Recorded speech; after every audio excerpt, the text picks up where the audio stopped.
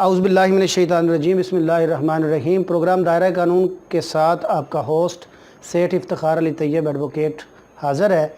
आज का हमारा टॉपिक है FIR, फ़र्स्ट इंफॉर्मेशन रिपोर्ट, जिसको हम उर्दू में कहते हैं कि ये इब्तदाई इतला। तो फ़र्स्ट इंफॉर्मेशन रिपोर्ट जो है उसके बारे में आज हम डिस्कस करेंगे। CRPC की सेक्शन 154 यानी दफ़ा 154 CRPC में हमें वो तरीक़ाकार बताया गया है, हमें FIR के बारे में बताया गया है। उसमें जो बताया गया है वो ये है, सबसे पहले मैं बताने से पहले एक बात कहूँगा कि जुर्म को ज़ाब्ता फ़ौजदारी में दो किस्मों में तकसीम किया गया है। एक है कॉग्निजेबल और दूसरा है नॉन कॉग्निजेबल। कॉग्निजेबल से मुराद है जुर्म काबिल दस्तअंदाज़ी पुलिस, ऐसा जुर्म जिसमें पुलिस बग़ैर किसी वारंट के, बग़ैर किसी समन के किसी भी शख्स को गिरफ़्तार कर सकती है। जबकि दूसरा है जुर्म नाकाबिल दस्तअंदाज़ी, जिसे अंग्रेज़ी में हम नॉन कॉग्निजेबल ऑफेंस कहते हैं। उसमें और इसमें फ़र्क क्या है और फर्स्ट इंफॉर्मेशन रिपोर्ट क्या है, ये आज का हमारा टॉपिक है। इसके ऊपर हम डिस्कस करते हैं। तो सेक्शन 154 में जो हमें कानून बताता है वो कहता है कि every information relating to the commission of a cognizable offence if given orally to an officer in charge of a police station shall be reduced to writing by him or under his direction and be read over the informant, and every such information, whether given in writing or reduced into writing as aforesaid, shall be signed by the person giving it, and the substance thereof shall be entered in a book to be kept by such officer in such form as the provincial government may prescribe in this behalf। ये दफ़ा 154 में जो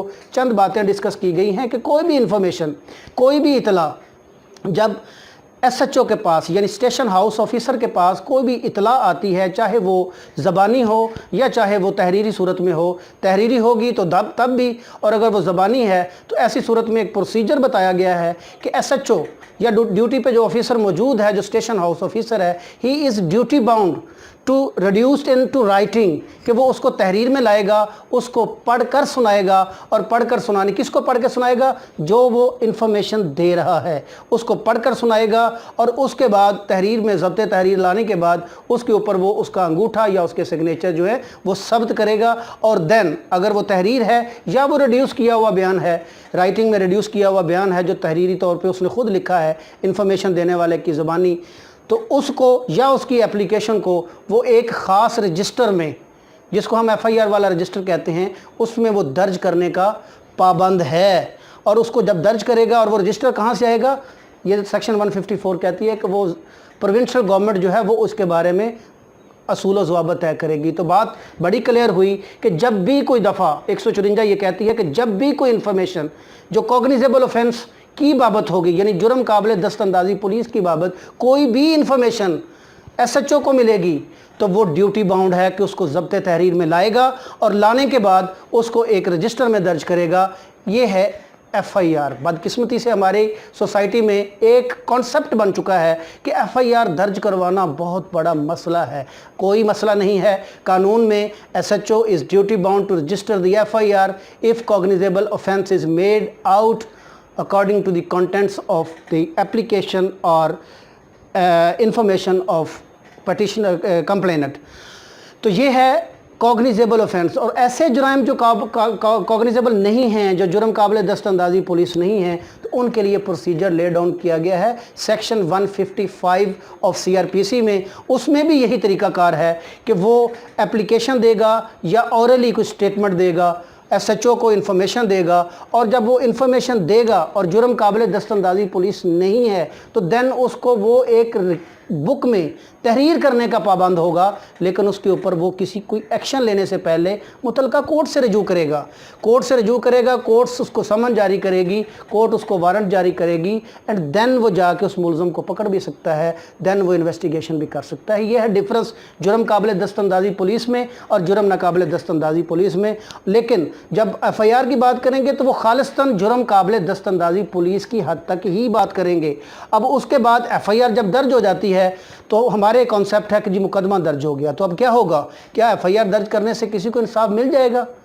नहीं, ये first information report है। और एक और बड़ा अहम क्वेश्चन, पब्लिक के ज़हन में होना चाहिए कि क्या FIR वही दर्ज कराएगा जो रिश्तेदार हो, जो चाचा हो, ताया हो, मामा? नहीं, फर्स्ट इन्फॉर्मेशन रिपोर्ट राह चलता हुआ राहगीर भी दर्ज करवा सकता है। कानून की किताबों में कहीं नहीं लिखा हुआ कि ये ब्लड रिलेशन ही करवाएगा, ये कॉन्सेप्ट बन चुका है कि जी सिर्फ रिश्तेदार करवाएगा, जो रिलेटेड बंदा वो करवाएगा। नहीं, जिसको उस वकूए की इन्फॉर्मेशन है, चाहे वो राह चलता राहगीर है, चाहे वो कोई भी शख्स है, वो FIR दर्ज करवा सकता है। और ये कॉन्सेप्ट जहन से निकल जाना चाहिए। हमारी पुलिस की रवायती बेहिसी हम कह सकते हैं या सिस्टम की ख़राबी कह सकते हैं कि एक FIR दर्ज करना जुए शीर लाने के मुतरादफ है। दरअसल FIR दर्ज करना SHO की ड्यूटी है, अगली सारी प्रोसीडिंग बाद में है। अगली प्रोसीडिंग उसके बाद शुरू होती है, वो इन्वेस्टिगेट करेगा, एविडेंस कलेक्ट करेगा। अगर एविडेंस नहीं है, वो FIR झूठी है, तो उसके झूठा होने के बाद 182 की कार्रवाई जो है वो की जा सकती है।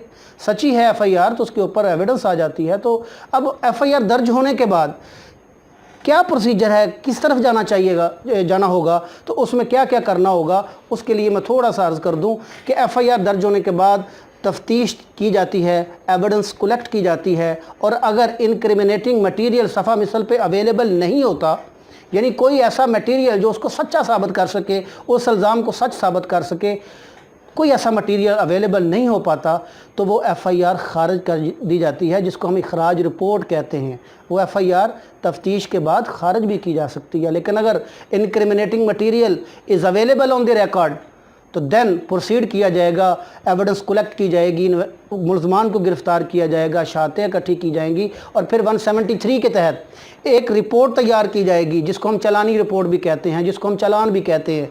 वो कंप्लीट करने के बाद IO जो है, तफ्तीशी ऑफिसर जो है, वो उसको सबमिट करेगा इलाका मैजिस्ट्रेट की कोर्ट में, और देन उसके ऊपर कोर्ट कॉग्निजेंस लेगी। वो खुद ट्रायलेबल बाय मैजिस्ट्रेट होगा तो वो खुद सुनेगी, अदरवाइज़ वो मुतलका कोर्ट में उसको भेज देगी जो उसको ट्रायल करने की जुरिस्डिक्शन रखती है।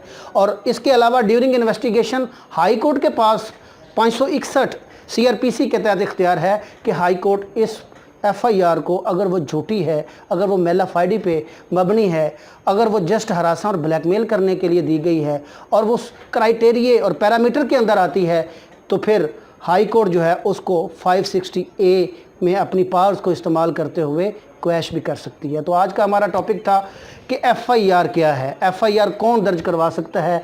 हमारे लिए FIR एक मुअम्मा बनी हुई थी कि जी FIR दर्ज करवाने में पता नहीं कौन सा मुश्किल है। तो भाई मुश्किल नहीं है, ये हमारे पास ज़ाब्ता फ़ौजदारी पड़ी है।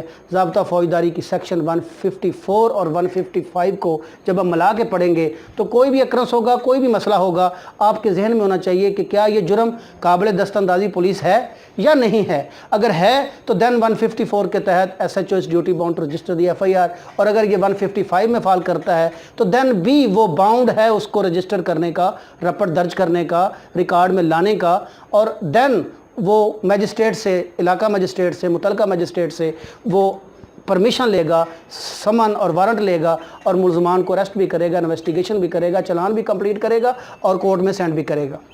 अब ये बात एक इसमें तशना तलब रह गई है कि काबिल दस्तअंदाज़ी और नाकाबिल दस्तअंदाज़ी का हमें कैसे पता चलेगा। तो ज़ाब्ता फ़ौजदारी के आखिर में एक शेड्यूल दिया गया है। उस शेड्यूल में हर जुर्म के सामने PPC के वो जुराइम, पाकिस्तान पीनल कोड के वो जुराइम जिनके तहत यहाँ पे सज़ाएँ दी जाती हैं, तो उन जुराइम के जहाँ पे लिखा गया है कि ये इनकी सज़ाएँ क्या होंगी, वो एक पूरा शेड्यूल है। उसके अंदर बताया गया है कि ये जुराइम बेलेबल हैं, नॉन बेलेबल हैं। तो वहीं पे एक खाने में ये बता दिया गया है कि ये जुराइम काबिल दस्तअंदाज़ी पुलिस हैं या नहीं हैं। हम वहाँ से देख सकते हैं कि ये जुर्म काबिल दस्तअंदाज़ी है या ये जुर्म काबिल दस्तअंदाज़ी पुलिस नहीं है। तो अगर जुर्म काबिल दस्तअंदाज़ी है तो FIR दर्ज हो जाएगी, नहीं तो फिर वो रपट दर्ज होगी, और उसके मुताबिक जो है वो फर्दर, जैसे मैंने अर्ज़ किया, प्रोसीड किया जाएगा। आज का हमारा टॉपिक ये था। अब हम इंशाल्लाह नेक्स्ट जब हमारा होगा टॉपिक, तो उसमें हम देखेंगे कि इन्वेस्टिगेशन ऑफिसर के इख्तियारात क्या हैं, इन्वेस्टिगेशन ऑफिसर की ज़िम्मेदारियाँ क्या हैं। क्या इन्वेस्टिगेशन ऑफिसर जो हमारे सोसाइटी का अलमिया बन चुका है कि थाने के अंदर ही वो पंचायत लगा के बैठ जाते हैं, तो क्या वो तरीक़ाकार ठीक है? क्या वहाँ पे कुरान पाक उठा के कस्मां न्याय और वो मस्जिदों में लोगों को भेजकर वहाँ पे कस्में उठवा कर तो वो तफ्तीश करते हैं, तो क्या ये तरीक़ाकार ठीक है? क्या ये ज़ाब्ता फ़ौजदारी इस बात की इजाज़त देता है कि कहीं पे कसम न्याय पे फैसले हो जाएं? یہ گاؤں کی پنچایتیں نہیں ہیں، یہ لکھا پڑھا معاشرہ ہے، یہاں پہ ایک لا موجود ہے، ایک پروسیجر موجود ہے، ایک ایڈمنسٹریشن آف جسٹس موجود ہے۔ تو اس ایڈمنسٹریشن آف جسٹس میں یہ قسمیں اور نیائیں قرآن پاک پڑھنے کے لیے ہے، ہدایت کے لیے ہے، سر پہ اٹھا کے قسمیں اٹھانے کے لیے اور انویسٹیگیشن کرنے کے لیے نہیں ہے۔ تو میں اس متعلقہ اداروں سے بھی یہ ریکویسٹ کروں گا کہ خدا را اپنے تفتیشی آفیسرز کو پابند کریں کہ وہ اس ضابطے کے مطابق انویسٹیگیشن کیا کریں۔ تو اگلے ٹاپک میں ہم انشاءاللہ اس کے اوپر سیر اصل بحث کریں گے اور بتائیں گے آپ کو کہ کس طرح سے انویسٹیگیشن کی جانی چاہیے، اس کے لیے کیا کیا ریکوائرمنٹس ہیں، اور کس طرح سے انویسٹیگیشن آفیسر، اچھا انویسٹیگیشن آفیسر کس انداز میں اگر وہ انویسٹیگیشن کرتا ہے تو ملزمان کو مجرم بنتے ہوئے اور ان کو سزا دینے میں عدالتوں کے لیے پریشانی نہیں ہے۔ روز یہاں پہ یہ کہہ دیا جاتا ہے کہ جی اتنے مجرم ہم نے پکڑ لیے اور اتنے عدالتوں نے چھوڑ دیے۔ میرے بھائی، اس میں عدالتوں کا قصور نہیں ہے، وہ قصور آپ کی انویسٹیگیشن ایجنسیوں کا ہے۔ ان ساری باتوں کے اوپر انشاءاللہ ہم اگلے پروگرام میں سیر اصل بحث کریں گے۔ یہاں پر میں ایک اور بات کرنا چاہوں گا کہ لاء کے حوالے سے اگر کسی دوست نے کوئی مشورہ کرنا ہو تو وہ کامنٹ سیکشن میں، یا کسی چیز کے بارے میں اس نے جانکاری لینی ہو تو وہ کامنٹ سیکشن میں اپنا وہ مسئلہ جو ہے وہ لکھے۔ ہم اس کے اوپر ایک پورا پروگرام انشاءاللہ کریں گے اور اس پروگرام میں ہم آپ کے مسائل کو سنیں گے، مسائل کو دیکھنے کے بعد ان کے اوپر جو قانونی رہنمائی ہوگی، جو قانونی مشورے ہوں گے، ہم انشاءاللہ دیں گے۔ اب تک کے لیے اپنے ہوسٹ سیٹھ افتخار علی طیب ایڈوکیٹ کو اجازت دیجیے۔ اللہ حافظ۔ پاکستان زندہ باد۔